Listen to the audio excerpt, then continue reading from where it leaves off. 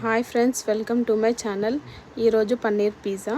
ఒక బౌల్ తీసుకోండి. అందులో water, sugar and east powder వేసి లైట్గా అలా వేడవ్వనివ్వండి.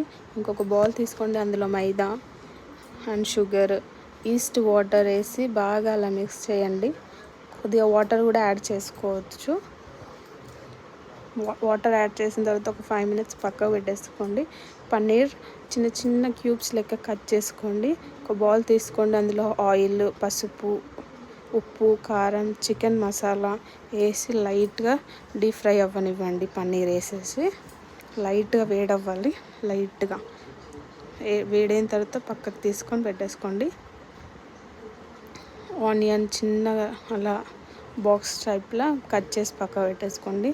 ఇందులో కొద్దిగా పిండి వేసి ఒక 5 minutes తర్వాత చూడండి. ఇందులో కొద్దిగా పిండి వేసి చపాతీ లెక్క రోల్ చేసుకోండి. మంచిగా ప్లేట్కి గీ అప్లై చేసి చపాతీని అలా అందులో వేసి అక్కడ ఫోక్తో అక్కడక్కడ డాట్స్ పెట్టేసి రెడ్ చిల్లీ సాస్ వేసేసుకొని అండ్ ఆనియన్ అక్కడక్కడ పెట్టేసుకోండి.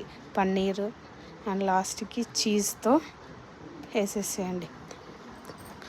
కుక్కర్ తీసుకొని అందులో సాల్ట్ స్టాండ్ పెట్టేసి ఒక 10 minutes విజిల్స్కి పెట్టేసేయండి. 10 minutes తర్వాత పిజ్జా రెడీ.